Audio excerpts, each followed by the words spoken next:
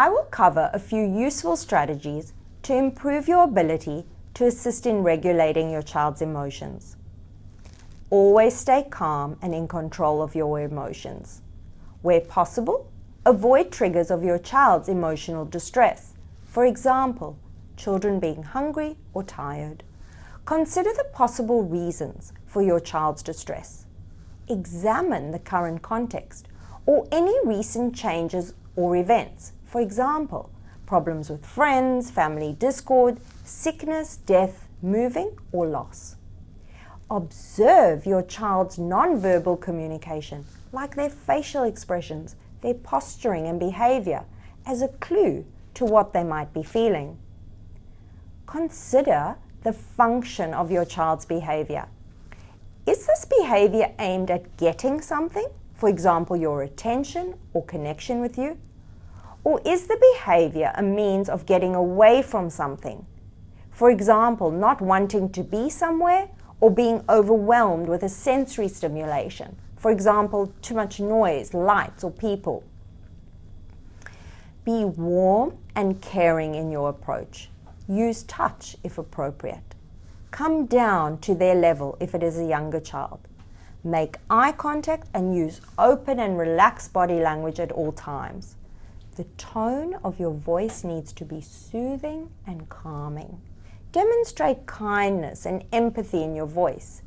De-escalate the situation with your voice tone and your words. Consider the name of the emotion your child is expressing and why they might be expressing that emotion. Try and identify and label their emotion. For example, you seem sad. I can see that you are very angry. That's disappointing. Reflect on your child's feelings. Show them that you understand and you care. Continue throughout the conversation or engagement. For example, it's understandable that you are disappointed with your test result. It is the worst feeling to be left out of an arrangement or a party. I wonder if you are anxious about the new school, as you seem different. If you are unsure, you can ask, "You don't seem yourself.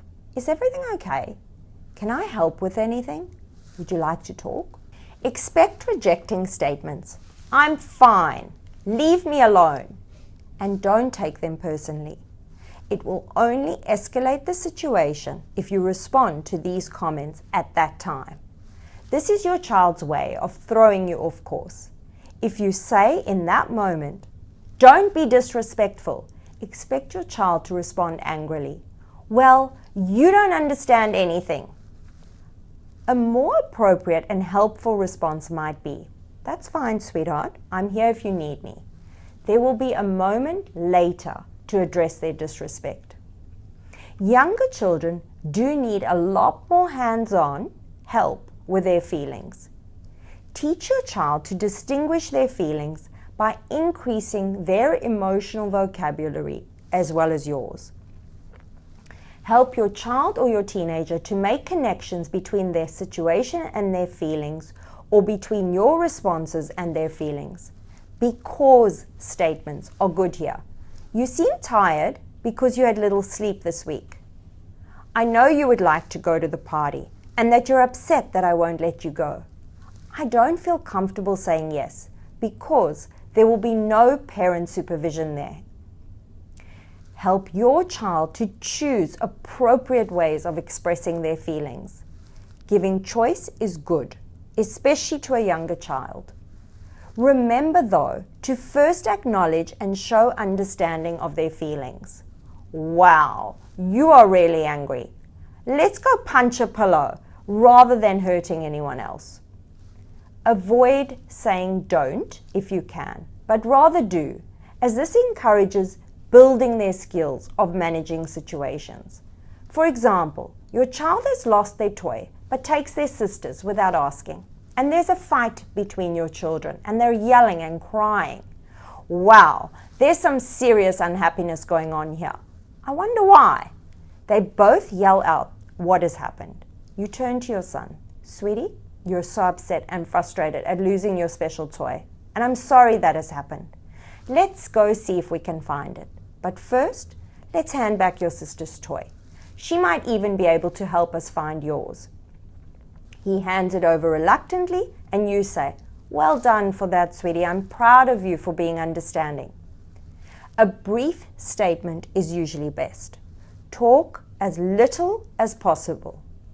Emotion coaching. Emotion coaching is what I've described previously. It's a research-based tool developed by Dr. John Gottman. It teaches parents to value their child's emotions, both the positive and negative. And it's a method for guiding your child to manage their emotions. What type of parent are you? Firstly, dismissive. You don't think emotions should be dealt with. Time passing will help. You curb or ridicule any negative feelings, and your child thinks that there's something wrong with them, and that what they are feeling is not right or appropriate. Secondly, disapproving. You're similar to the dismissing parent, but perhaps a bit more judgmental, critical, controlling, and manipulative. Thirdly, laissez-faire. You are always permissive. You offer no or little guidance for understanding emotions and provide no limit setting.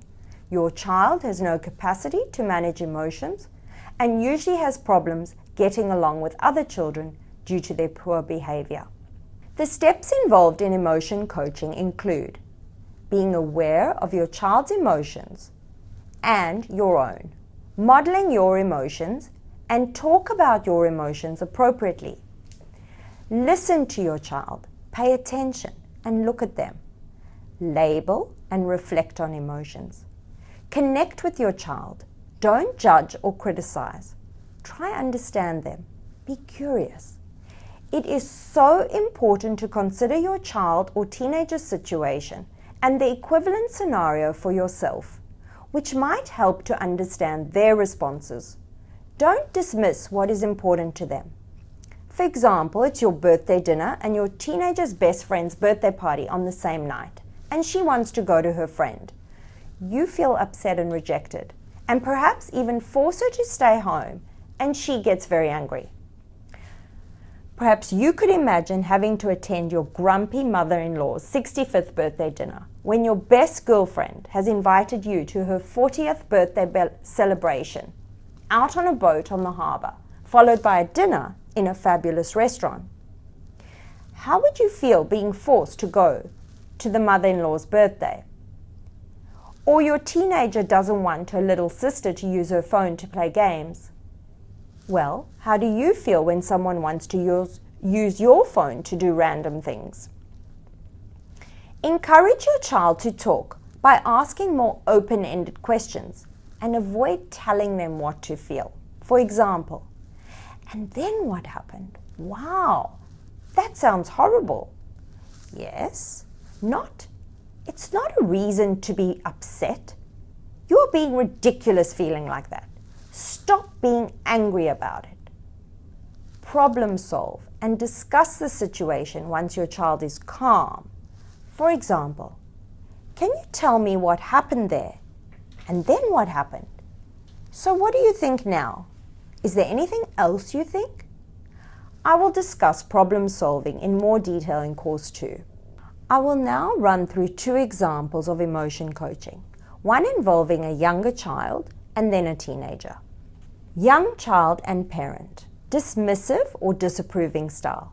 Jack runs over crying.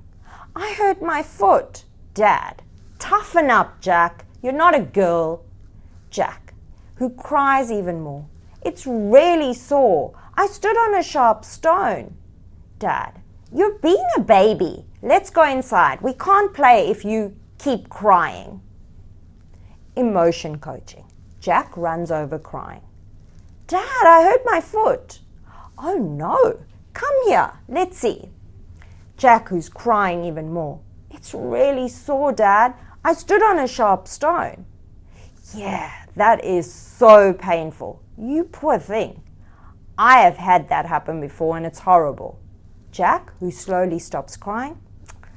"I think it'll be okay, Dad. Maybe I'll just sit for a while."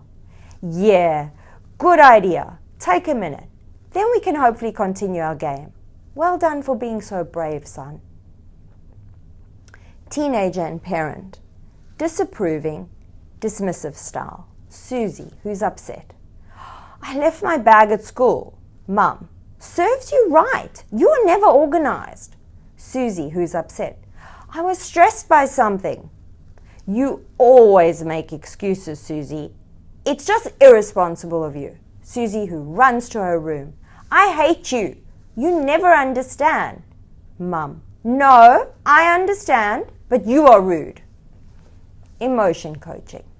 Susie, who's upset. I left my bag at school. Oh no, says Mum. Susie, upset.